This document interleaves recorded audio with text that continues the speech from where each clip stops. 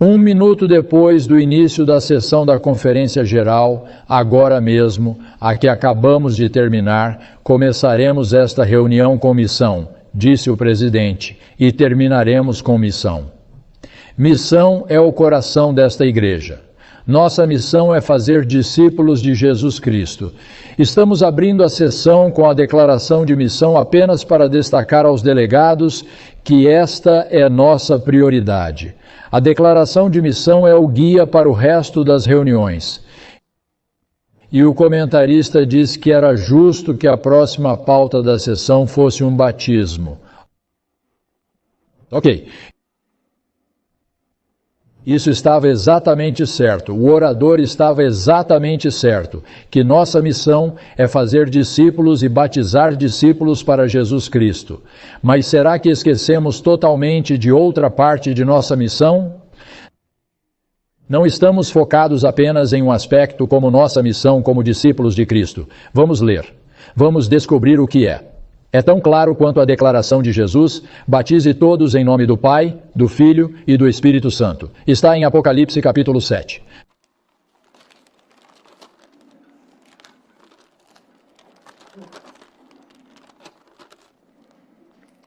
Primeiro verso.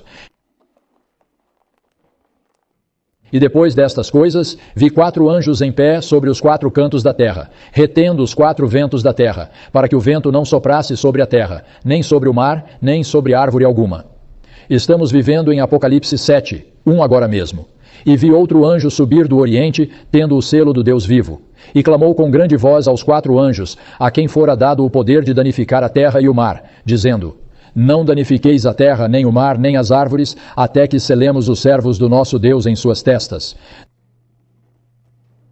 Não permita que a destruição destrua esta terra. A instrução é dada aos anjos até que tenhamos selado nossa geração especial. O batismo é o começo da nossa jornada espiritual. Todos nós concordamos? Batismo. O selamento é o fim da nossa jornada espiritual, meus amigos, se estamos vivendo no fim dos tempos. É o fim da nossa jornada espiritual. O que é mais importante, nascer ou viver uma vida de vitória total e ser louvado como um herói? Qual dos dois é mais importante? O último, não é? É o último. Fizemos nosso trabalho. O selamento vindica o plano de Deus e encerra a grande controvérsia. O batismo não. O selamento encerra a grande controvérsia. Está tudo acabado. Satanás está destruído. Sua causa está perdida. Não haverá mais morte nem dor. Nova Jerusalém, novos céus, nova terra. Eu digo que isso é bem importante. O que você diz? A outra maneira de focar em nossa missão, quanto ao que ela realmente é e qual é nosso propósito, e é encontrar o centro das Escrituras. Qual é o centro das Escrituras? O cerne das Escrituras. Educação, página 190, a Bíblia é seu próprio expositor.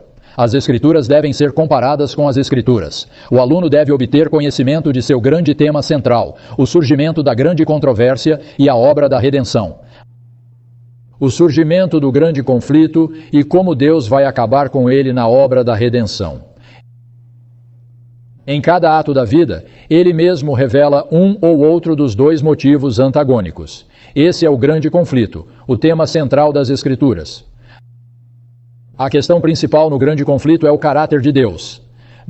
Deus é como Satanás diz, ou Deus é como os profetas da Bíblia dizem? Qual é o Deus verdadeiro? As primeiras palavras da série Conflito dos Séculos de Ellen White são: Deus é amor. Adivinhe quais são as últimas 3 palavras da série Conflito? Deus é amor. Começa e termina com essa declaração. Patriarcas e Profetas 596. Nas Escrituras, a cortina que separa o mundo visível do invisível é levantada. E contemplamos o conflito das forças opostas do bem e do mal, desde a primeira entrada do pecado até o triunfo final da retidão e da verdade. E tudo é apenas uma revelação do caráter de Deus. Tudo é apenas uma revelação do caráter de Deus. Evangelismo 186. Jesus é o centro vivo de tudo. Cristo é o centro para o qual todos devem ser atraídos. O grande centro de atração, Jesus Cristo.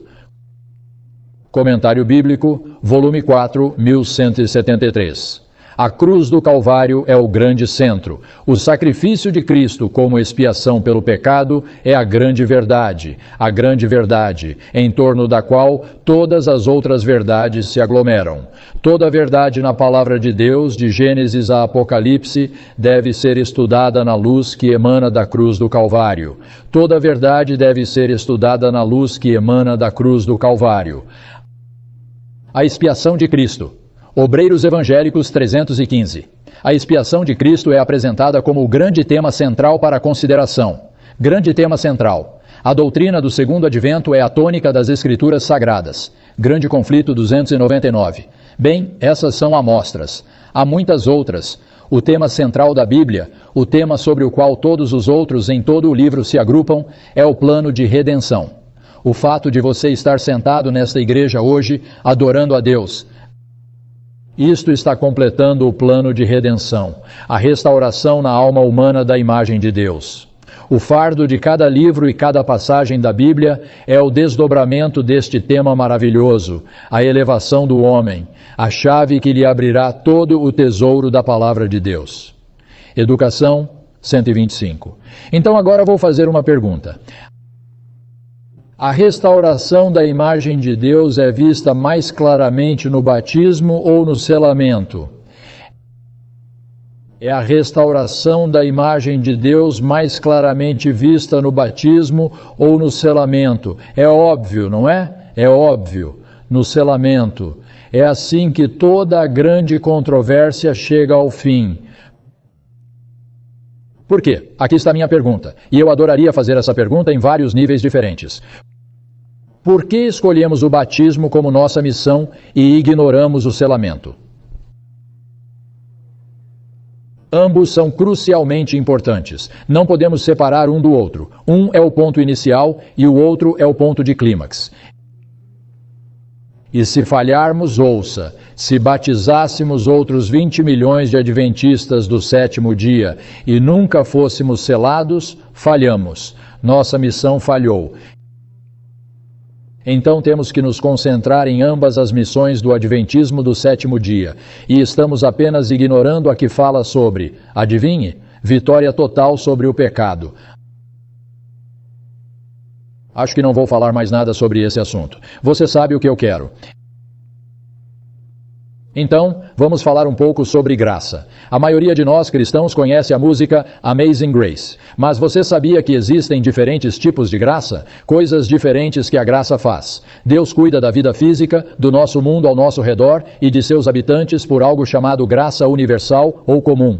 Graça comum é uma frase comumente usada. Cada pessoa experimenta bênçãos divinas de Deus. Todos nós experimentamos, os justos e os ímpios. A graça comum pode ser descrita como todo o favor de qualquer tipo ou grau que este mundo indigno e amaldiçoado pelo pecado desfruta nas mãos de Deus.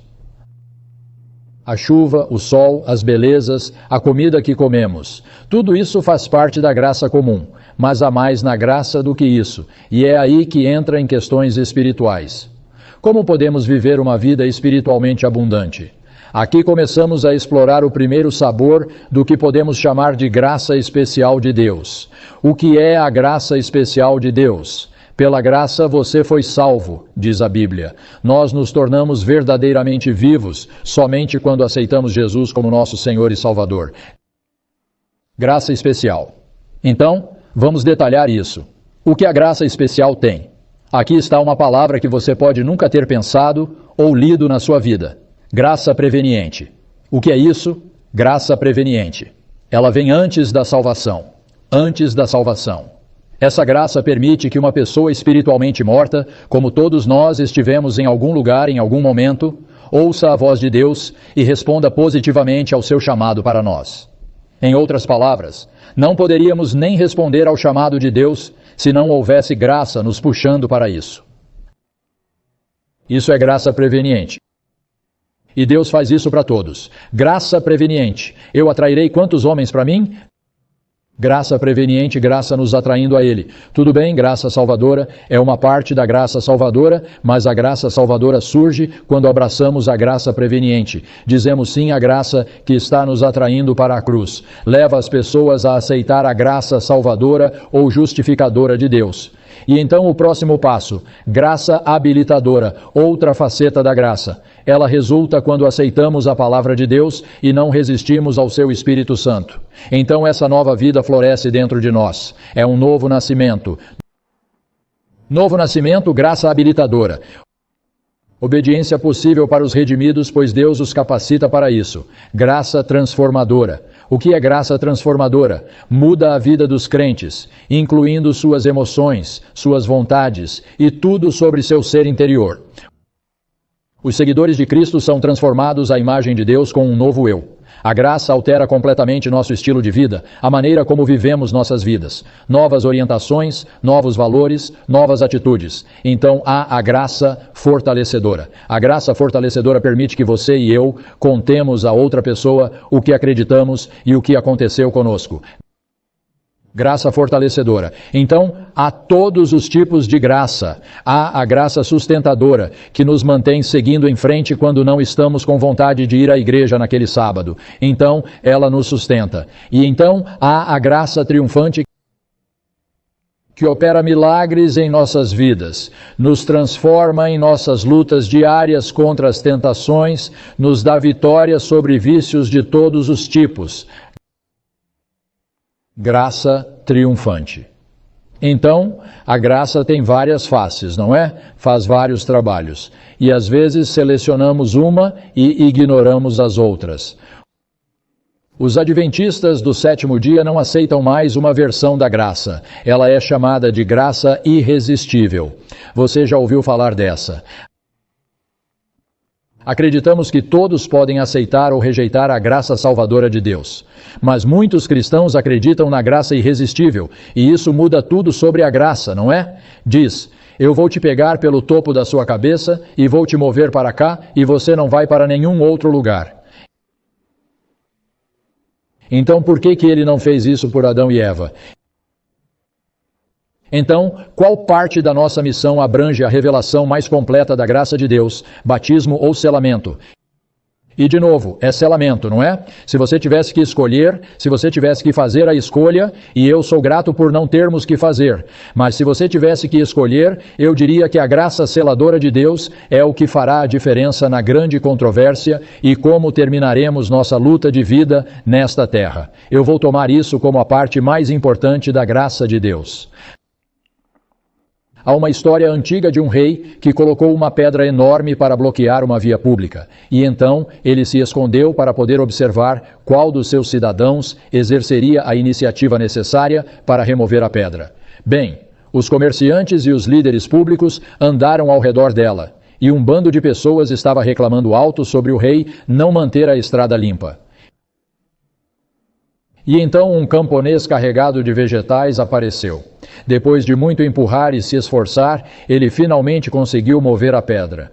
E depois de pegar seus vegetais para ir embora, ele notou algo que estava sob a pedra o tempo todo. Era uma bolsa. E ele abriu a bolsa e ela estava cheia de moedas de ouro deixadas pelo rei onde a pedra estava. Havia uma nota do rei dentro declarando seus agradecimentos. E então esse dinheiro era para quem investisse esforço para remover esse obstáculo ao progresso. Então, a graça pode ser algo muito atraente a longo prazo se observarmos o que há por trás dela, o que ela pode produzir.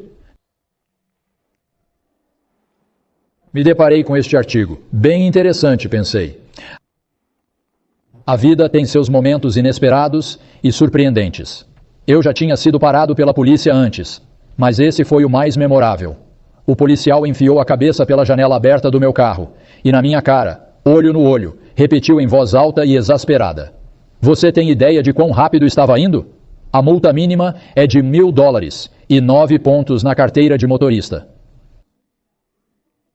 Eu era culpado, pego em flagrante e não havia escapatória. Estou supondo que essa história aconteceu no Canadá porque não temos pontos de trânsito aqui. Meu coração afundou e fiquei sem palavras. Ele olhou para o carro e, de repente, enfiou a cabeça pela janela bem na minha cara e perguntou novamente em voz alta e exasperada: "Você tem ideia de quão rápido estava indo? A multa mínima é de $1.000 e 9 pontos na carteira de motorista." Então, tirando a cabeça do carro, ele repetiu o que disse. Ele disse novamente, ainda exasperado: "Você tem alguma ideia de quão rápido você estava indo? A multa mínima é de $1.000 e 9 pontos na carteira de motorista. Você estava muito acima do limite." E então ele perguntou: "O que você está fazendo aqui em cima, afinal?" Eu disse: "Eu era um dos novos pastores em Williams Lake. Isso é na Colômbia Britânica." "Você é um pastor? Você é um pastor e está dirigindo tão rápido?" Ele repetiu pela 5ª vez: "A multa é de $1.000. Ele se virou para voltar para o carro e minha esposa e eu apenas nos entreolhamos em choque e nos perguntamos se comeríamos no mês seguinte.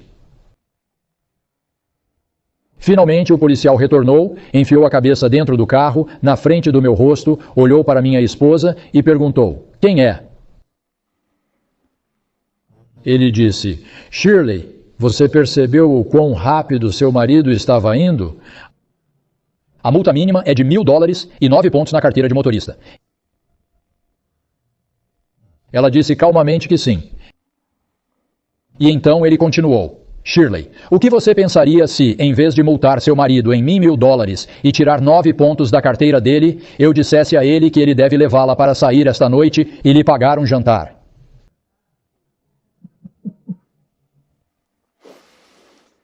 Ele saiu pela janela, me deu um aviso por escrito e disse: "Leve-a para jantar, diminua a velocidade e dirija com cuidado." E ele foi embora. Você não se deparou com isso recentemente, não é? Ficamos ali em choque por alguns minutos. Tenho certeza de que o policial sorriu ao voltar para o carro. Ele havia disciplinado seriamente um pastor que precisava disso. Naquela noite ele deu uma ilustração da salvação pela graça. Dirigi as 60 milhas restantes de forma diferente naquela sexta-feira à noite. Nunca cheguei perto de exceder o limite de velocidade. Levei minha esposa para jantar com gratidão. Lembro-me de cada vez com gratidão e alegria daquele policial, do limite de velocidade reduzido que usei e da graça que me foi mostrada. A graça me tornou um motorista melhor e mais cuidadoso. E a graça faz mais do que perdoar, não é mesmo? Ela também nos dá o poder e o desejo de fazer melhor. Não cometa o mesmo erro novamente. A graça nos perdoa, a graça nos transforma, a graça nos capacita a obedecer. É tudo graça. E nossa cooperação. Só temos que continuar dizendo sim, Senhor. Certo, Senhor. Bem, eu sei que não estou me sentindo muito bem esta manhã, mas temos um compromisso e vou cumpri-lo com o Senhor. Isso mesmo, graça. Todos os tipos de graça de Deus. Ellen White famosamente insiste na necessidade de reavivamento e reforma. Mas o que ela quis dizer com reforma? Aqui está o que ela disse. Caminho a Cristo, página 39. A confissão não será aceitável a Deus sem arrependimento sincero e reforma. Deve haver mudanças decididas na vida. Tudo o que é ofensivo a Deus deve ser posto de lado. Isso é reforma. Uma mudança no estilo de vida. Reforma se refere a mudanças concretas na maneira como vivemos nossas vidas. Signs of the Times, 17 de fevereiro de 1888. A graça de Cristo permitirá que você supere seus apetites pervertidos. Que tal isso? Supere seus apetites pervertidos. É disso que a reforma está falando, hein? Há outro sentido em que Ellen White usou reforma para significar mudança corporativa ou espiritual na igreja, distinguindo-a da reforma e reavivamento pessoal. Em 1901, ela estava falando aos delegados da sessão da Conferência Geral daquele ano e ela admoestou que deveria haver uma reforma geral. Em 1903, ela afirmou: em cada instituição entre nós, precisa haver uma reforma. Essa é a reforma da organização da igreja. E isso é tão necessário para a igreja quanto a graça para nós hoje. Em 1904, ela publicou um de seus testemunhos mais poderosos. E não estou ansioso para ver o cumprimento deste. Não sei como será a menos que a igreja se arrependa e se converta à igreja. Ela comerá do fruto do seu próprio trabalho até que se abomine. Não sei o que isso significa completamente. Testemunhos, volume 8, página 250. Então, reavivamento não é suficiente, ponto final. Também precisamos de reforma. E precisamos de uma igreja que seja simples, pura e obediente à vontade de Deus. Há duas histórias bem conhecidas, dois filmes que contam a história de Moisés. Você conhece um, Os 10 Mandamentos, e o outro é O Príncipe do Egito, ambos muito populares. E sabemos que não devemos confiar em Hollywood para obter história bíblica, então não é isso que estou apontando agora. Mas para entender a Bíblia, precisamos estudá-la por nós mesmos. Caso contrário, talvez nunca aprendamos sobre algumas coisas que os filmes não nos contam sobre a vida de Moisés, como quando Deus tentou matá-lo. Não vi isso no filme Os 10 Mandamentos. Por que Deus iria querer matar Moisés, seu mensageiro escolhido para o faraó? Bem, vamos ler, vamos descobrir. Êxodo 4, 24. Aconteceu que no caminho, numa estalagem, o Senhor o encontrou e o procurou para matá-lo. Então Zípora pegou uma pedra afiada, cortou o prepúcio de seu filho, jogou-o aos seus pés e disse: Certamente tu és para mim um marido sanguinário. Então ele o deixou ir. Então ela disse: Um marido sanguinário tu és, por causa da circuncisão. Aí está, linguagem simples, escritura, não filmes, escritura. A maioria das pessoas esqueceu essa história, ou talvez nunca tenha ouvido falar dela. Ele se casou com Zípora. Essa era sua esposa enquanto ele estava em seu período de exílio. A filha de Jetro e seu filho primogênito foi chamada de Gerson, e eles tiveram um segundo filho, Eliezer. Ambos os filhos nasceram em Midian antes de Moisés voltar para o Egito. Também sabemos que Moisés falhou em circuncidar um ou ambos os meninos. A circuncisão era um sinal importante, quero dizer, crucial, da aliança entre Deus e Abraão. Deus soletrou isso muito claramente. Essa regra não era apenas para Abraão, é claro, mas também para todos os seus descendentes do sexo masculino. Isso incluía Moisés e os filhos de Moisés? Tudo bem. A consequência por ignorar esse comando era um comando, não um pedido, era severa. A consequência por ignorar era severa. Homens incircuncisos eram expulsos do povo de Deus porque tinham quebrado a aliança. Moisés não podia alegar ignorância. Não podia, nesse ponto. Todos os israelitas sabiam. Eles sabiam da importância e da necessidade da circuncisão. Deixar de circuncidar seus filhos era negligência da mais alta ordem. Significava desconsiderar a lei de Deus. Era disso que se tratava. Desconsiderando o que Deus havia estabelecido como sinal de seu relacionamento salvador. Deus não poderia simplesmente ignorar o pecado de Moisés. Deus não poderia confiar em nenhuma pessoa que continuasse pecando para conduzir seu povo do cativeiro para a terra prometida. Simplesmente não funcionaria. E Deus disse: não, não até que isso fosse resolvido.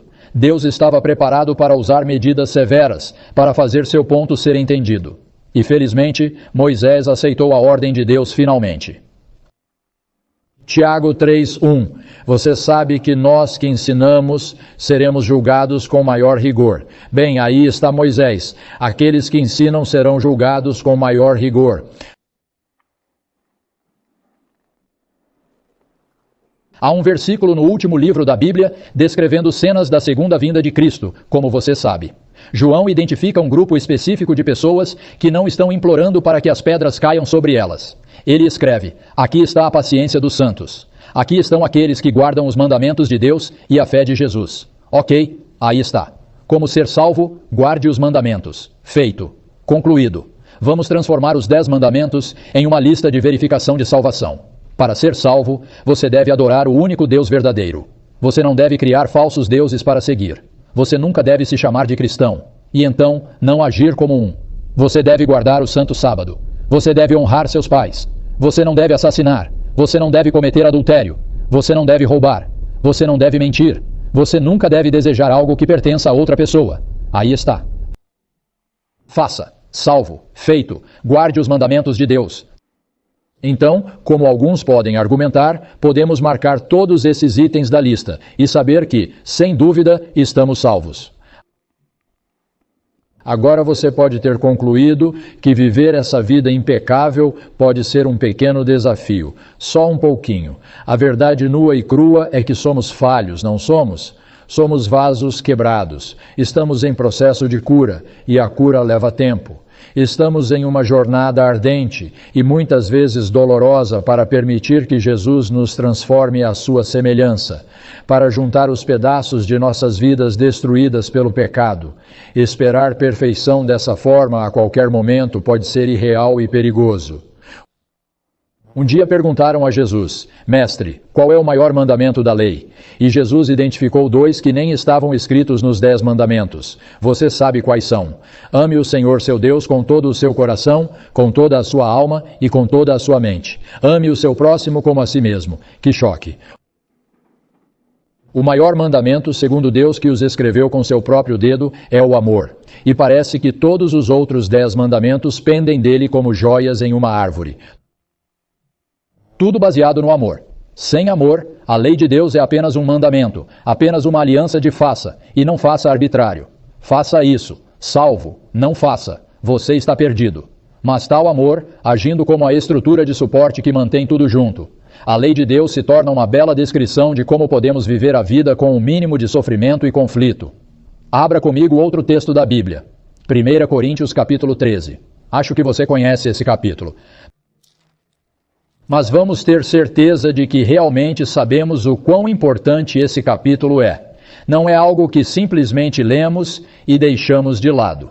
1 Coríntios 13, versículo 1. Ainda que eu fale as línguas dos homens e dos anjos, e não tenha amor, sou como o bronze que soa, ou como o símbolo que retine. E ainda que eu tenha o dom de profecia, e entenda todos os mistérios e todo o conhecimento, isso é muita coisa para saber. E ainda que eu tenha toda a fé, a ponto de remover montanhas e não tenha amor, nada sou. E ainda que eu distribua todos os meus bens para alimentar os pobres, foi isso que Jesus disse ao homem rico para fazer, não foi? Ainda que eu distribua todos os meus bens para sustento dos pobres, e ainda que eu entregue o meu corpo para ser queimado, e não tenha amor, isso não me aproveita nada. Acreditamos no que Deus diz? Todas as coisas que Deus nos pede para fazer, e se as fizermos sem amor, não teremos nada. Então, não acho que seja muito surpreendente que Jesus tenha dito isso. Mas seria muito fácil chegar a uma conclusão falsa aqui. E aqui está. Se achamos que isso é verdade, não é sobre guardar os mandamentos que nos salva. É a graça que nos salva. E o amor é a formação disso. É como se Deus nos dissesse: vejo que você está tendo problemas com o número 9 dos mandamentos. Eu posso te ajudar. Número 5, causando problemas para você. Ok, estou com você aí. Deixe-me mostrar o que você precisa fazer. Na verdade, podemos estar melhorando em alguns desses mandamentos quando vemos uma pequena nuvem negra do tamanho da mão de um homem aparecer no leste. Todos aqueles que estarão prontos para encontrar Deus são 100% obedientes? Ou estamos trabalhando nisso gradualmente ao longo da linha? Estamos melhorando um pouco nesse 9º mandamento, mas ainda não chegamos lá. Então, como resolvemos isso? Obedeça e viva, a Bíblia diz. Desobedeça e morra. Mas somos obedientes duros. Não sabemos obedecer em amor muito bem. Como resolvemos esse problema? Porque temos naturezas caídas. Obediência 100% do tempo é impossível, pessoal. Vamos ser honestos. Obediência 100% do tempo, com uma natureza caída nascida no mundo pecaminoso, é impossível, a menos que você tenha o Espírito Santo. A menos que você tenha o Espírito Santo. Portanto, nunca devemos olhar para a obediência para nos salvar. Agora podemos falar sobre Cristo. Essa é outra questão.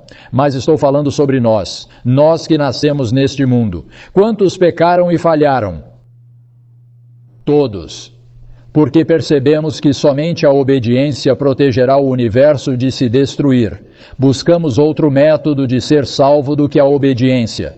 Isso salvará o universo. Obediência. A obediência constante salvará o universo. Mas outra opção, e aqui está, pessoal. Simplesmente oramos por um milagre. Estou falando de um milagre, não estou falando de fazer melhor, não estou falando de tentar mais, não estou falando de ser mais rigoroso na oração. Estou pedindo que você peça a Deus por um milagre, porque é isso que será necessário para ser 100% obediente a Deus. Temos que perceber isso. Temos que perceber que nunca chegaremos ao nível por nossos próprios esforços, não importa quão fortes sejamos e quanto trabalhemos. Então sabemos que Deus nos perdoará e nos transformará para que venhamos a odiar o pecado tanto quanto Cristo odiou o pecado. Você acredita nisso? A obediência nunca é um método de salvação, mas é sempre um resultado da salvação. Sempre. A graça é o único método de salvação. Somente os obedientes serão salvos. Mas a graça é como chegar lá. Somente a graça sempre produz obediência. Se você é desobediente, a graça não estava operando naquele momento da sua vida. A graça sempre produz obediência. Cristo provou isso por toda a eternidade, não é mesmo? Vivendo por 33 anos nesta terra com uma natureza caída. E essa realidade é o único fato. Sua realidade é o único fato que protegerá o pecado de surgir no universo novamente. Ele provou isso. Você e eu não provamos isso. Podemos vir a apoiar isso, mas somente Cristo provou isso. E essa é a garantia de que o pecado não surgirá novamente no universo. Muito antes de Deus nos criar, Deus surgiu com um plano para ter comunhão com Ele. O Filho de Deus se ofereceria para se tornar literalmente humano. Ele ministraria à humanidade sofredora para revelar o amor infinito de Deus. Ele tomaria nosso lugar e morreria carregando nossos pecados como nosso substituto. Deus fez tudo isso unilateralmente, não foi? Ele pediu permissão a algum de nós, conselho a algum de nós, como fazer isso. Fez tudo sozinho. Deus também decidiu enviar o Espírito Santo para nos implorar para aceitar sua graciosa obra salvadora. Tudo bem. Com base em tudo isso que acabei de dizer, o plano de Deus, o método de Deus, o programa de Deus, um falso evangelho é construído. É sempre assim, não é? Sempre que Deus tem uma verdade nas Escrituras, há um falso evangelho que fluirá de um mal entendido dessa verdade. A obra de Cristo em nós não é o que nos salva. Você já ouviu isso? Estamos constantemente dependendo de sua obra expiatória por nós. Estou lendo essas coisas de uma resposta na Adventist Review à própria pergunta: qual é a relação entre justificação e perfeição? Certo? A obra de Cristo em nós não é o que nos salva. Estamos constantemente dependendo de sua obra expiatória por nós, colocando nossa fé exclusivamente na graça perdoadora de Cristo para a garantia de nossa salvação. Nossa necessidade de desenvolver um caráter como o de Cristo é tornar nosso serviço aos outros mais eficaz. Vamos destrinchar isso, pessoal. Sabe o que acabamos de ler? Se a obra de Cristo em nós não é necessária para a salvação, então há alguma garantia de que o pecado não surgirá novamente em algum lugar do universo? Se ele não entrou em nossas vidas e nos guardou do pecado e nos fez odiar o pecado, tanto quanto Cristo odiou o pecado, se isso não faz parte de sua obra de graça, quem disse que o pecado não surgirá no universo novamente? Graça perdoadora, e então lembre-se, acabei de ler, vamos dizer isso de novo. Colocamos nossa fé exclusivamente na graça perdoadora de Cristo.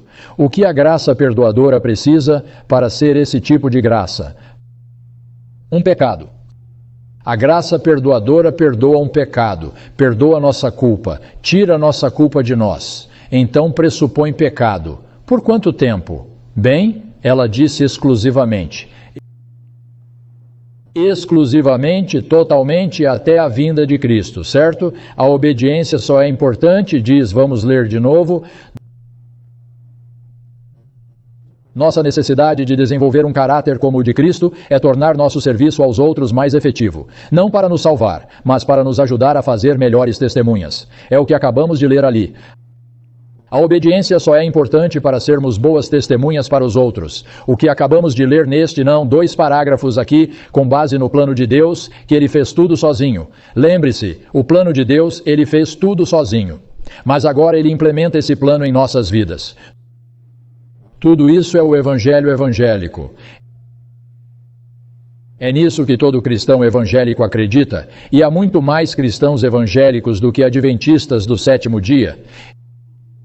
Este é o Evangelho evangélico dado como resposta a uma pergunta muito pertinente. Qual é a relação entre justificação e perfeição cristã?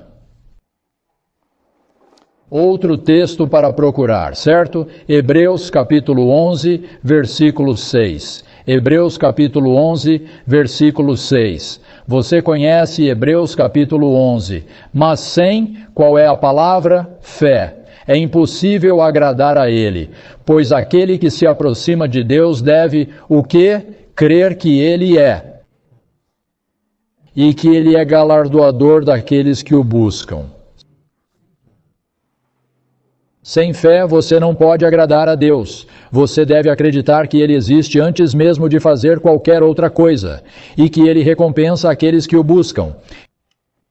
E alguém disse, com base neste versículo, que antes de podermos entender, temos que crer.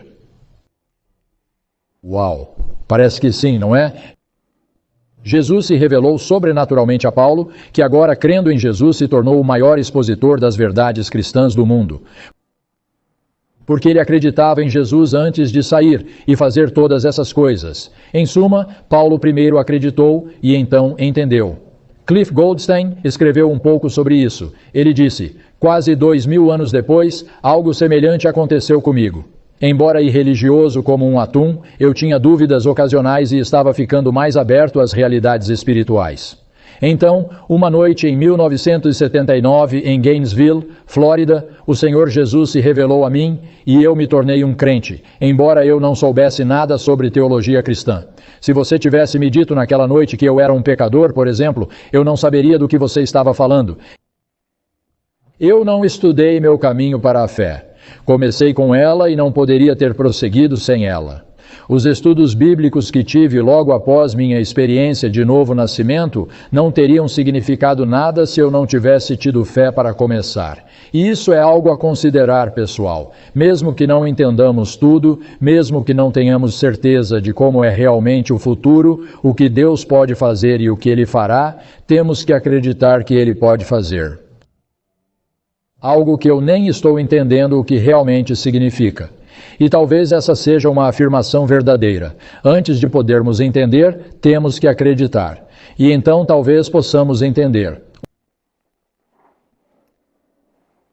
Um artigo de outro escritor na Adventist Review. Um amigo recentemente me perguntou por que continuo sendo adventista do 7º dia. Sem hesitar, respondi rapidamente. É porque estou apaixonado pela teologia adventista e pelo Jesus que a teologia revela. Deixe-me ler isso de novo. Estou apaixonado pela teologia adventista e pelo Jesus que a teologia revela.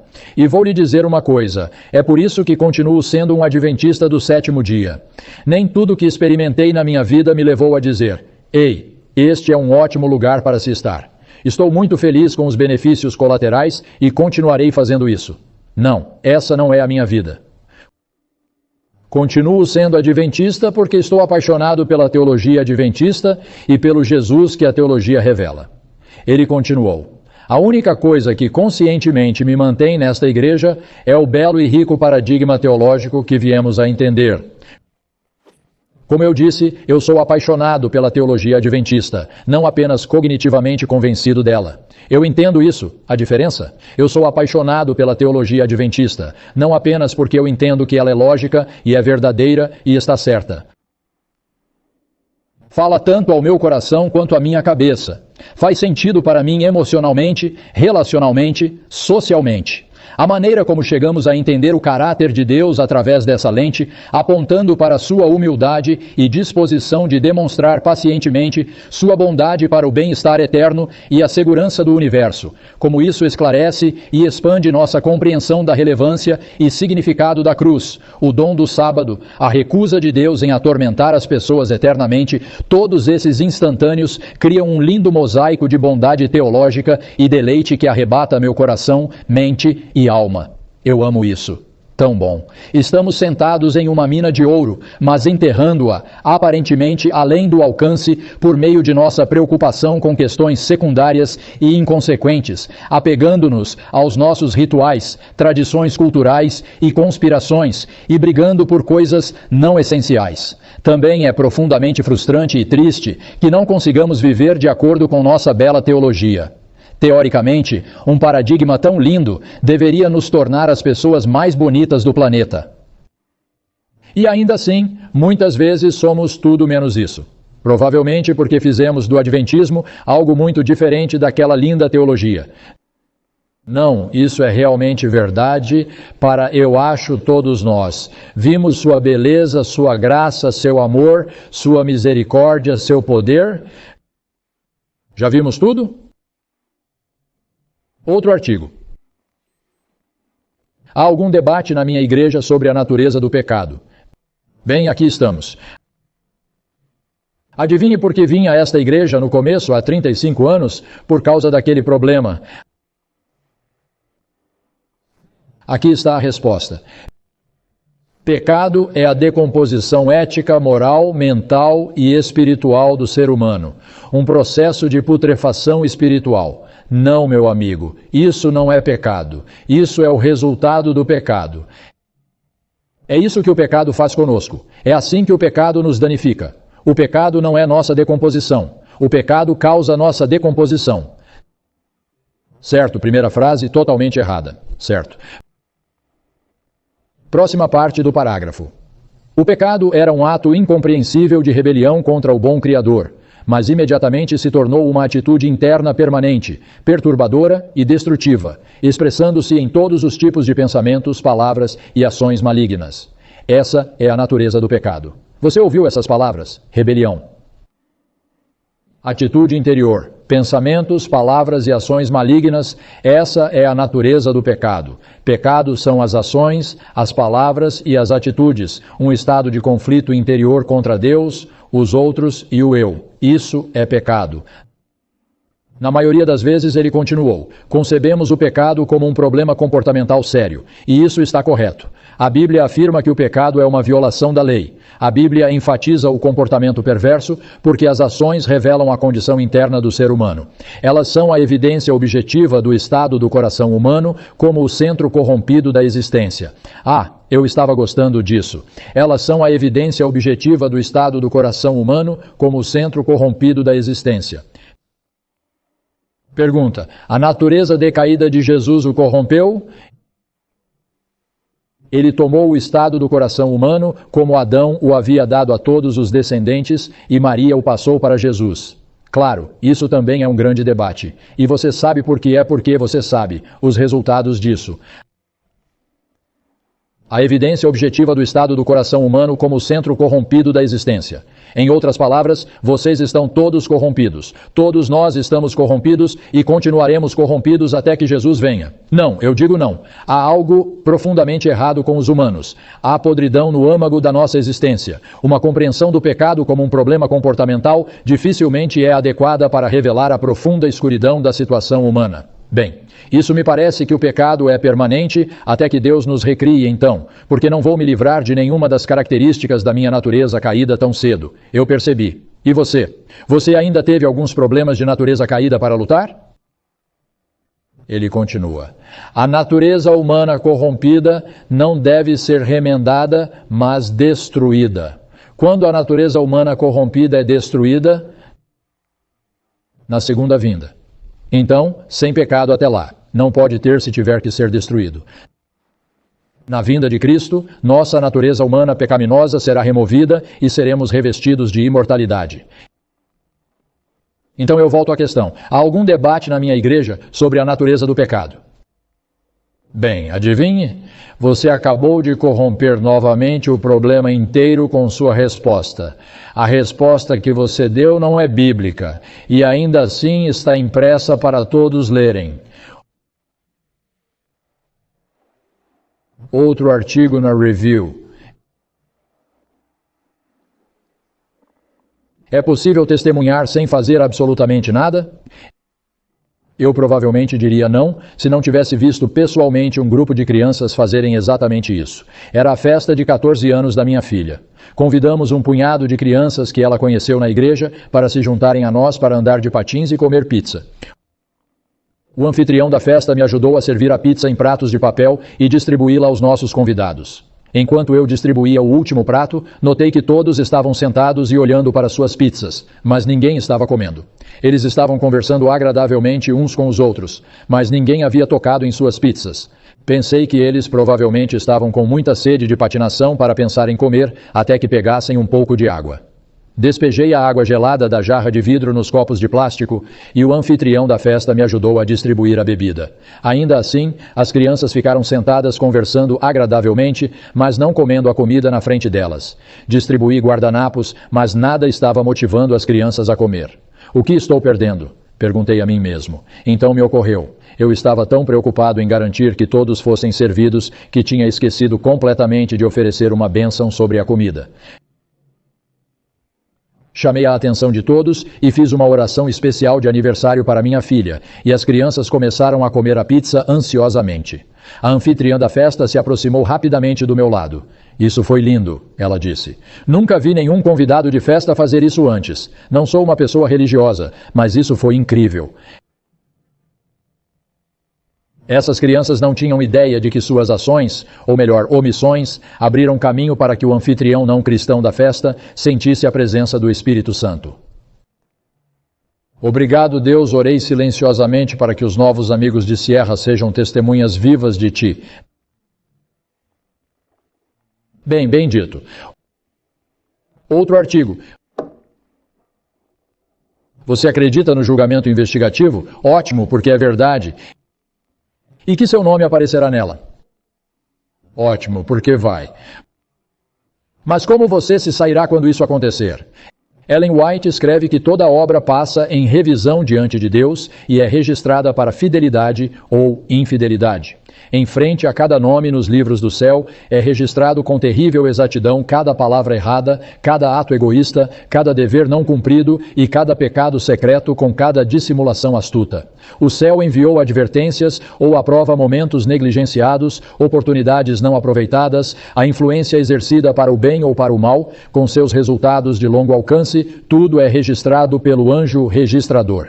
Isso está em Grande Conflito 481. Tudo isso é bíblico. Cada coisa secreta, cada palavra ociosa, as coisas ocultas das trevas, suas iniquidades e as iniquidades de seus antepassados. Esses são todos textos bíblicos, a propósito. Então, como nos sairemos quando, com terrível exatidão, cada coisa secreta for examinada diante de Deus?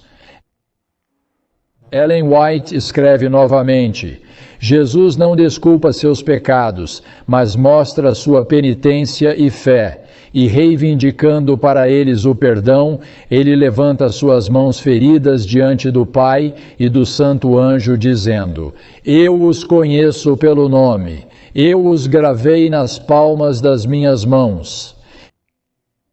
E aqueles cujos pecados são apagados tornam-se participantes da justiça de Cristo, e seu caráter está em harmonia com a lei de Deus.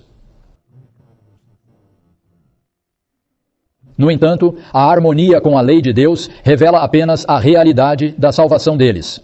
Ela não pode obter essa salvação mais do que manicures, banhos e perfumes podem tornar um porco uma carne permitida para consumo na cultura judaica.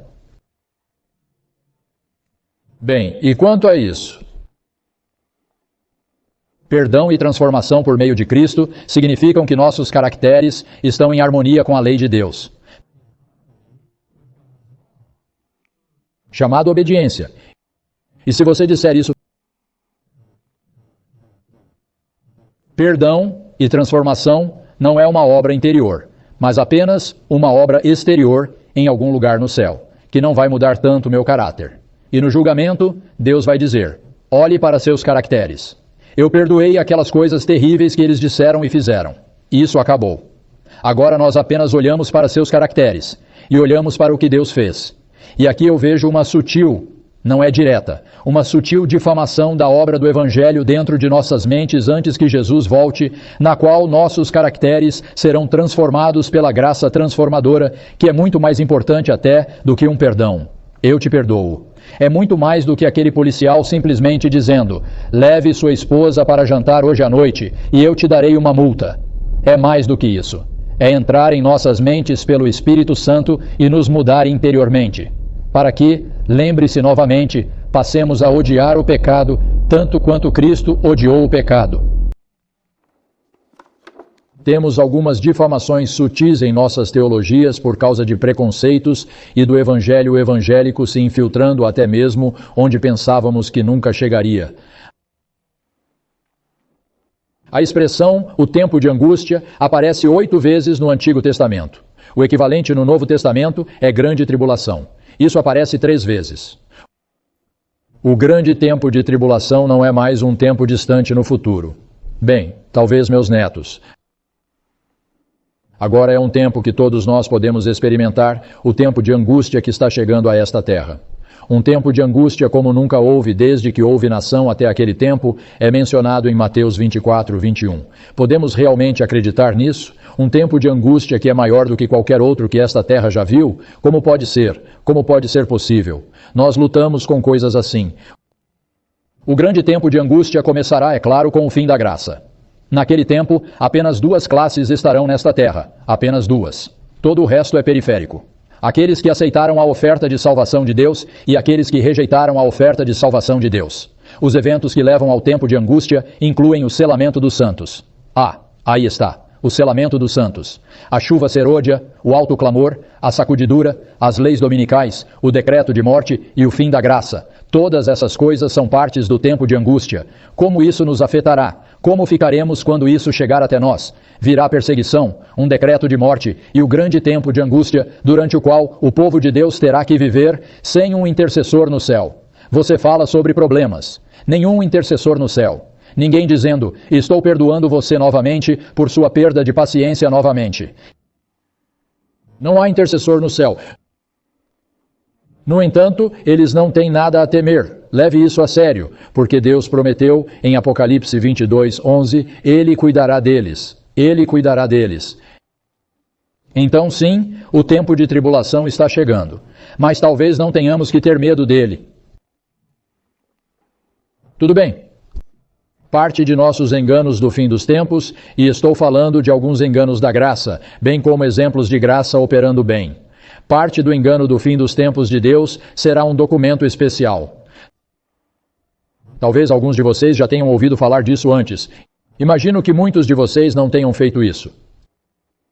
Decreto do vigia. Quantos já ouviram falar do decreto do vigia? Curioso. O decreto do vigia. Nenhum? Nenhum? Certo? Tudo bem? O decreto do vigia. Como um patriota de fé, atesto minha lealdade antes de tudo ao reino de Deus e à grande comissão. Em segundo lugar, concordo em ser um vigia sobre nossa nação em relação ao seu povo e seus direitos à vida, liberdade e busca pela felicidade, considerando que nós, a Igreja, somos o corpo governante de Deus na terra. Recebemos poder legal do céu e agora exercemos nossa autoridade. Somos embaixadores e porta-vozes de Deus sobre a terra. Por meio do poder de Deus, somos os influenciadores do mundo. Por causa de nossa aliança com Deus, somos equipados e delegados por Ele para destruir toda tentativa de avanço do inimigo. Fazemos nossas declarações. Decretamos que o poder executivo do governo americano honrará a Deus e defenderá a Constituição. Decretamos que nosso poder legislativo, o Congresso, escreverá apenas leis que sejam justas e constitucionais. Decretamos que nosso sistema judicial emitirá decisões que sejam bíblicas e constitucionais. Declaramos que nos posicionamos contra o wokeness, o ocultismo e toda tentativa maligna contra a nossa nação. Declaramos e agora recuperamos nossas liberdades dadas por Deus, de acordo com nossa Constituição. Declaramos que recuperamos a influência no nível local em nossas comunidades. Decretamos que recuperamos e controlamos permanentemente posições de influência e liderança em cada uma das 7 montanhas. Decretamos que o sangue de Jesus cobre e protege nossa nação. Ele nos protege e nos separa para Deus. Declaramos que nossa nação é independente de energia. Declaramos que a América é forte espiritualmente, financeiramente, militarmente e tecnologicamente. Decretamos que o mal não carrega poder, autoridade ou direitos em nossa terra, nem sobre nosso povo. Decretamos que operaremos em unidade, indo além das linhas denominacionais para cumprir os propósitos de Deus para nossa nação. E decretamos que a América será salva. Sabemos que este país foi fundado em princípios judaico-cristãos. Sabemos a verdade. Portanto, defendemos a verdade e nunca seremos enganados. Nunca pararemos de lutar. Nunca desistiremos ou cederemos. Tomaremos nosso país de volta. Honraremos o único Deus verdadeiro, o Deus de Abraão, Isaque e Jacó. A América será salva. Esse é o decreto do vigia, em sua forma mais simples e direta. Tudo bem. Nós cobrimos a vida em tempos de crise. Agora eu quero meio que terminar com algumas verdades práticas. Práticas para nós. Doug Batchelor. Quais são algumas dicas sobre como lidar com a tentação? A Bíblia oferece muitos conselhos para lidar com a tentação, mas acredito que uma das dicas mais importantes é esta: corra. Poucos recordes de velocidade são quebrados quando as pessoas fogem do pecado. Elas frequentemente rastejam para longe, esperando que ele as alcance. Às vezes, a tentação vem por uma porta deliberadamente deixada aberta. Fuja do pecado o mais rápido que puder e não deixe um endereço de encaminhamento. A pessoa mais corajosa foge da tentação. O tolo flerta com ela. Você o encontrará se o buscar de todo o seu coração e de toda a sua alma. É por isso que devemos escolher também servir a Deus quando descobrimos sua vontade, mesmo quando sua vontade conflita com os desejos de nossos corações pecaminosos. Se você não tem certeza de que está disposto, mas quer estar disposto, você pode orar. Senhor, faça-me disposto a estar disposto. Renda sua vontade a Cristo da mesma forma que ele se rendeu a seu Pai. Acho que esse é um ótimo conselho. Outro pequeno episódio. Se Jesus precisava de oração, quanto mais nós precisamos de oração. Não uma oração apenas para buscar sua ajuda, mas uma oração apenas para conhecer seu coração.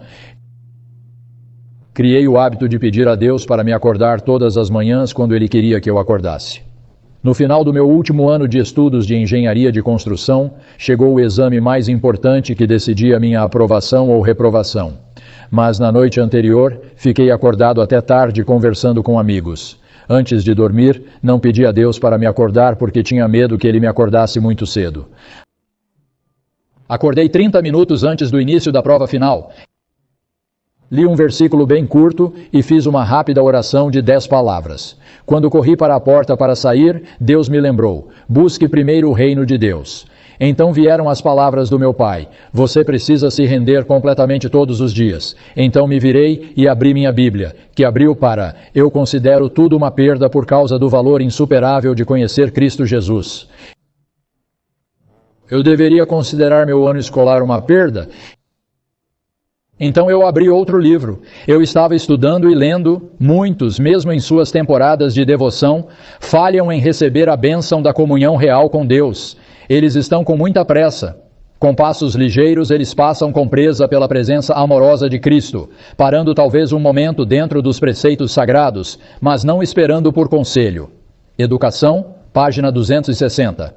Decidi naquele momento renovar minha vida com Jesus e fazê-lo acima de todas as coisas, a qualquer preço, até mesmo meu ano de escola. Tirei um tempo para orar e estudar a palavra de Deus.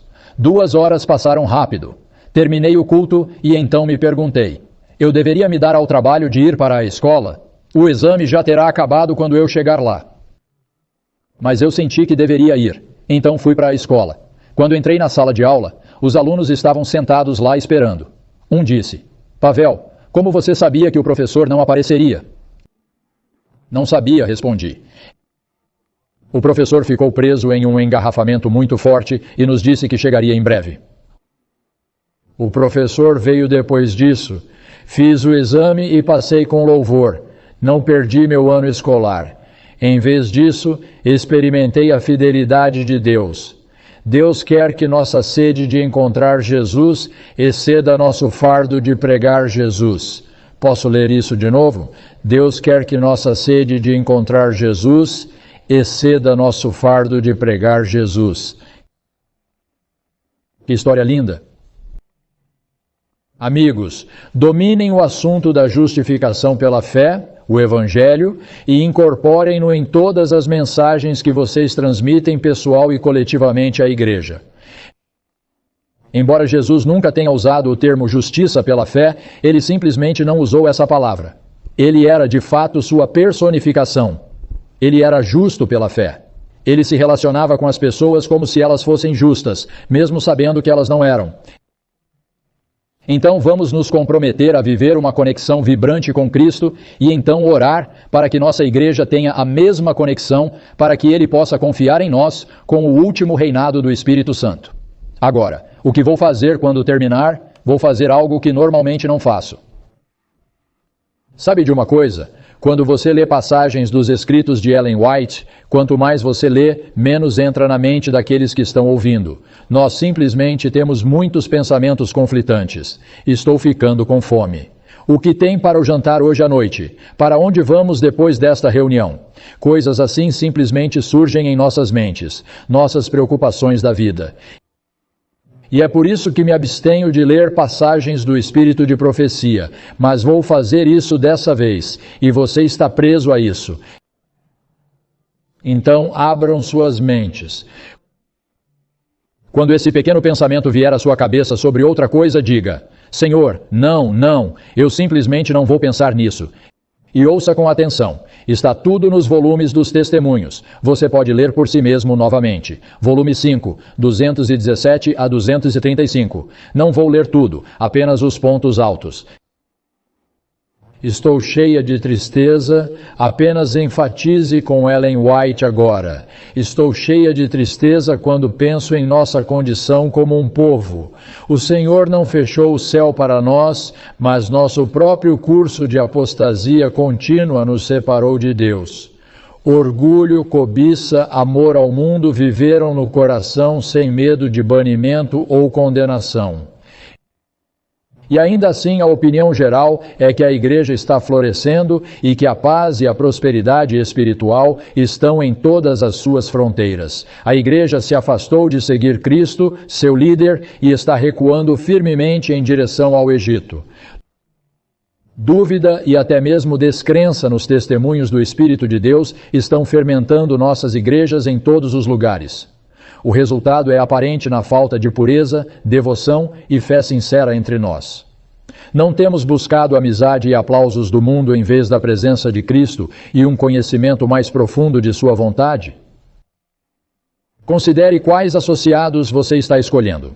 A impureza é hoje disseminada, mesmo entre os professos seguidores de Jesus. A paixão é irrestrita.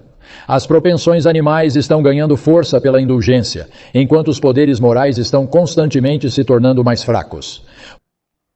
Muitos estão participando avidamente de diversões mundanas e desmoralizantes que a palavra de Deus proíbe. Assim, eles cortam sua conexão com Deus. Os pecados que destruíram os antediluvianos e as cidades da planície existem hoje, com alguns que professam estar esperando a vinda do Filho do Homem. Muitos aceitaram a teoria da verdade que não tiveram uma conversão verdadeira. Há poucos que sentem verdadeira tristeza pelo pecado. Poucos estão dispostos a cair sobre a rocha e ser quebrados. Você deve se arrepender. Você deve cair desamparado sobre a rocha, Cristo Jesus. Nosso grande médico requer de cada alma submissão inquestionável. Cristo deve ter o gerenciamento inteiro da vontade e da ação. Devemos renunciar à nossa própria justiça e implorar para que a justiça de Cristo seja imputada a nós. Devemos depender totalmente de Cristo para nossa força. O eu deve morrer. A fé genuína é seguida pelo amor e o amor pela obediência. Todos os poderes e paixões do homem convertido são trazidos sob o controle de Cristo. Fico triste em dizer que essa experiência é compreendida por poucos que professam a verdade. Paixões baixas contaminam a mente e corrompem a alma. Alguns que estão na mais vil iniquidade tomaram emprestado o uniforme do céu para que possam servir a Satanás de forma mais eficaz. Agora, enquanto a provação perdura, enquanto a voz da misericórdia ainda é ouvida, é o momento de abandonarmos nossos pecados. Deus fez ampla provisão para que possamos permanecer perfeitos em sua graça. Tornar-se um discípulo de Cristo é negar a si mesmo e seguir a Jesus através do bom testemunho. Poucos estão fazendo isso agora. Hoje, o pecado é estimado e desculpado. A espada afiada do Espírito, a palavra de Deus, não corta a alma. Uma vida religiosa já apresentou dificuldades e exigiu autonegação. Tudo se tornou muito fácil agora. E por que isso? O povo professo de Deus se comprometeu com o poder das trevas. Todos os nossos pecados devem ser afastados. A mão direita ou o olho direito devem ser sacrificados se nos fizerem ofender. Quanto mais ele se assemelhar a Cristo em caráter, mais humilde será sua opinião sobre si mesmo, mas será visto e sentido por todos ao seu redor. Meus irmãos, Deus está entristecido com suas invejas e ciúmes, sua amargura e dissensão. Em todas essas coisas vocês estão rendendo obediência a Satanás e não a Cristo. Quando vemos homens firmes em princípios, destemidos no dever, zelosos na causa de Deus, mas humildes e modestos, gentis e ternos, pacientes para com todos, prontos para perdoar, manifestando amor pelas almas pelas quais Cristo morreu, não precisamos perguntar se eles são cristãos. Eles dão evidências inequívocas de que estiveram com Jesus e aprenderam com ele. Nenhuma forma exterior pode nos purificar. Nenhuma ordenança administrada pelo mais santo dos homens pode tomar o lugar do batismo do Espírito Santo. Conflito e contenda não podem surgir entre aqueles que são controlados por seu Espírito. A Igreja raramente tomará uma posição mais elevada do que a tomada por seus ministros. Precisamos de um ministério convertido e de um povo convertido. Quando os professores são santificados, alma, corpo e espírito, eles podem impressionar o povo sobre a importância de tal santificação. Oração e pregação sem o exercício de fé viva em Deus serão em vão. Devemos saber que Jesus é realmente nosso, que seu Espírito está purificando e refinando nossos corações. Há uma grande diferença entre uma união fingida e uma conexão real com Cristo pela fé. Uma profissão da verdade coloca os homens na igreja, mas isso não prova que eles tenham uma conexão vital com a videira viva. Nossa vontade deve ser totalmente rendida à vontade divina. Nossos sentimentos, desejos, interesses e honra identificados com a prosperidade do reino de Cristo e a honra de sua causa. Na apostasia, o homem alienou-se de Deus. A separação é ampla e assustadora, mas Cristo fez provisão novamente para nos conectar consigo mesmo. O poder do mal é tão identificado com a natureza humana que nenhum homem pode vencer, exceto pela união com Cristo. Por meio dessa união, recebemos poder moral e espiritual. Vamos romper com nossos pecados pela retidão e nossas iniquidades voltando-nos para o Senhor? A permanência de nossa fé é a condição de nossa união. Cristo primeiro nos escolheu, pagando um preço infinito por nossa redenção, e o verdadeiro crente escolhe Cristo como primeiro e último e melhor em tudo. É uma união de total dependência a ser firmada por um ser orgulhoso. Eles devem submeter sua própria vontade à vontade de Deus. Deve haver um trabalho doloroso de desapego, bem como um trabalho de apego. Orgulho, egoísmo, vaidade, mundanismo, pecado em todas as suas formas devem ser vencidos se quisermos entrar em união com Cristo. Depois que a união com Cristo foi formada, ela pode ser preservada apenas por oração fervorosa e esforço incansável. Devemos resistir, devemos negar, devemos conquistar o eu. Pela graça de Cristo, pela coragem, pela fé, pela vigilância, podemos obter a vitória. Devemos sentir nossa total dependência de Cristo. Nossos esforços são completamente fracos para o tempo de perigo em que vivemos. É seu dever cortar toda influência, romper todo hábito, romper todo laço que o impede do mais livre, aberto e sincero compromisso de si mesmo e de sua família com Deus. Em vez da cidade lotada, busque alguma situação retirada, onde seus filhos estarão o mais longe possível protegidos da tentação, e lá os treine e eduque para a utilidade. O pecado não parece mais repulsivo porque você está cego por Satanás. Seus julgamentos já estão na terra, tempestades ferozes e terríveis, o fogo devorador, tempestade e naufrágio, furacões, terremotos, espada e fome, acidente e calamidade. No entanto, os corações dos homens estão endurecidos. Eles não reconhecem a voz de advertência de Deus. A palavra de Deus é clara e próxima em suas restrições. Ela interfere em sua indulgência egoísta. Portanto, não a obedece. Você não obedece. Jesus tomou sobre si a natureza do homem, para que pudesse deixar um padrão para a humanidade, completo, perfeito. Ele propõe nos tornar semelhantes a Ele, verdadeiros em cada propósito, sentimento e pensamento. Isto é cristianismo. Nossa natureza caída deve ser purificada, enobrecida, consagrada pela obediência à verdade. O homem que mais preza o amor de Cristo na alma, que reflete a imagem do Salvador mais perfeitamente, é aos olhos de Deus o homem mais verdadeiro, mais nobre, mais honrado sobre a terra. Se você perdeu a referência, Testemunhos, volume 5, 217 e 235. Não apenas um conselho. Isso não foi apenas um conselho, foi um apelo para se preparar para ir para casa. Se não ouvirmos e escutarmos esse apelo em nossas vidas, não iremos lá, não iremos. Vou fazer mais uma coisa. Tenho você aqui comigo, mais uma reunião. Desta vez, quero compartilhar com você, não de Ellen White, não um testemunho inspirado, mas de alguém que entendeu a mensagem de 1888, se apaixonou por ela e a pregou por um bom tempo. W.W. Prescott. E eu quero compartilhar o que ele disse. Jesus lida conosco como indivíduos. Ele me ama como se eu fosse o único objeto de seu amor. E esse relacionamento pessoal íntimo não interfere de forma alguma com minha perfeita liberdade de escolha e ação. Cada manhã eu escolho aceitar seu amor. Cada manhã eu escolho amar e trabalhar para Ele. Jesus tomou a mesma carne que eu tenho. Ele enfrentou as mesmas tentações que eu enfrento. Ele demonstrou que é possível para alguém tão fraco quanto eu ser obediente à santa vontade de Deus através da graça fornecida.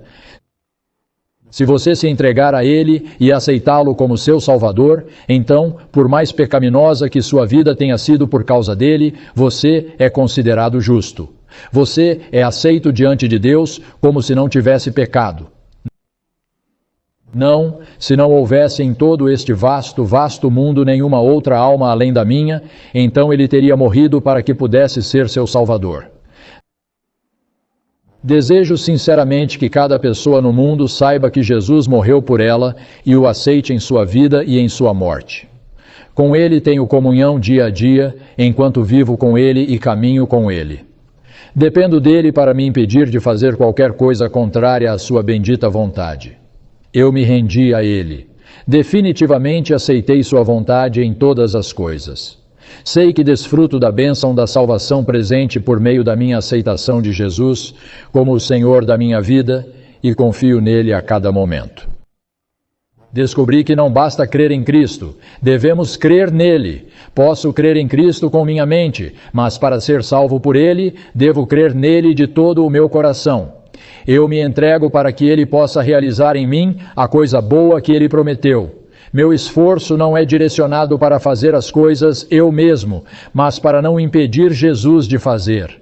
Meu único medo é que eu de alguma forma perca minha comunhão pessoal com Ele.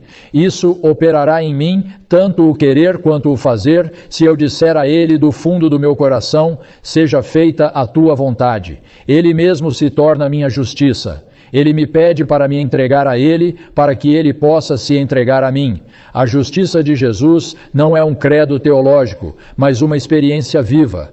Ela não apenas muda minha posição com Deus, mas também determina minha conduta. Ela purifica a corrente da minha vida e adoça meu pensamento, minha fala e minha ação.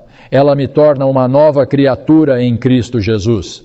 Devo submeter completamente minha vontade à vontade de Deus. Devo entregar minha vida inteiramente nas mãos de Deus. Elas devem ser tomadas de novo todos os dias. Por muito tempo tentei ganhar a vitória sobre o pecado, mas falhei. Em vez de fazer a parte que Deus espera que eu faça e que eu posso fazer, eu estava tentando fazer a parte de Deus que Ele não espera que eu faça e que eu não posso fazer. Minha parte não é ganhar a vitória, mas receber a vitória que já foi conquistada para mim por Jesus Cristo. Não dei atenção ao fato de que a vitória é um presente já conquistado e pronto para ser concedido a todos que estão dispostos a recebê-lo. Assumi a responsabilidade de tentar ganhar o que Ele já havia conquistado para mim. Isso me levou ao fracasso. Mas meus conflitos foram quando influências foram trazidas sobre mim para me induzir a perder minha confiança em Cristo como meu Salvador pessoal e me separar dele. Meus erros foram cometidos quando permiti que algo se interpusesse entre mim e Ele para me impedir de olhar para seu rosto abençoado com um olhar de fé. Quando fixo meus olhos no inimigo, ou nas dificuldades, ou em mim mesmo e em meus fracassos passados, perco o ânimo e deixo de receber a vitória. Então, entrego todo o meu ser para estar sob seu controle, permitindo que Ele trabalhe em mim tanto o querer quanto o realizar. Ao viver sua vida de vitória em mim, Ele me dá a vitória. Como Jesus não tem vergonha de me chamar de irmão, posso considerá-lo confiantemente como meu irmão. Isso me inspira esperança e alegria ao lembrar que tenho um irmão no céu. Ele é meu representante pessoal. União com Deus em Cristo através do Espírito Santo é o cristianismo como me foi revelado em minha experiência. Então, eu espero por Ele com a certeza confiante de que Ele não me decepcionará. Sua vinda para mim será a consumação de toda a sua obra em mim e de toda a minha esperança nele. Me alegra saber que Ele pensa em mim individualmente, que Ele me ama pessoalmente. Não pretendo decepcioná-lo por não estar pronto para encontrá-lo. Jesus, meu Salvador, virá do alto. Doce é a presença enquanto anos cansados voam. Oh, eu o verei descendo do céu, vindo para mim. Mas Jesus Cristo faz mais por mim do que meramente restaurar o que foi perdido pelo pecado, embora isso fosse suficiente para ganhar meu louvor e adoração por todas as eras eternas. Sua vitória é minha, seu trono é meu, Ele é meu e eu sou dele. Descobri que Cristo é o suprimento suficiente para todas as minhas necessidades como cristão. Preciso de poder para perseverar no caminho que Ele me mostrou ser certo, e por meio de Sua própria presença pessoal em mim pelo Espírito Santo, Ele se torna meu poder. A autoentrega é o caminho do poder. Aquele que é minha sabedoria e meu poder também é minha justiça.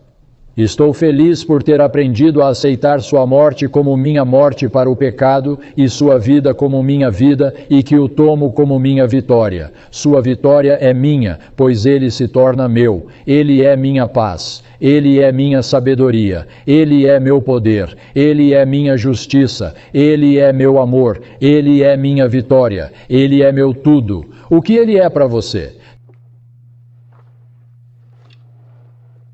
Se alguma vez houve um motivo para ficar animado com a mensagem de 1888, acho que é esse.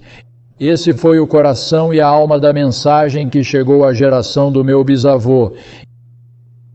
E eles poderiam ter recebido essa mensagem e saído com poder para dar o alto clamor ao mundo e estar em casa antes do ano 1900, o plano de Deus. Então é o nosso plano hoje. Estar em casa antes, não, nem queremos falar de um ano chamado 100, não é? Estamos apenas em 2023. e precisamos voltar para casa logo e conhecer aqueles que se foram antes de nós. Então, esta é a nossa hora. E é por isso que estou aqui hoje para nos dar mais um incentivo para sermos a última geração que viverá sob o governo de Satanás nesta terra. Você se comprometerá a orar por isso também? Que possamos orar juntos hoje e todos os dias. Senhor, entrego minha vontade a Ti hoje. Só por hoje. Amanhã é outro dia. Não vou orar sobre amanhã. Vou orar por hoje. Como o pastor Jones, como o pastor Wagner gostavam de dizer, o cristianismo é uma religião no presente. Amém. Não no passado, não no futuro. É uma religião no presente com Cristo agora mesmo todos os dias.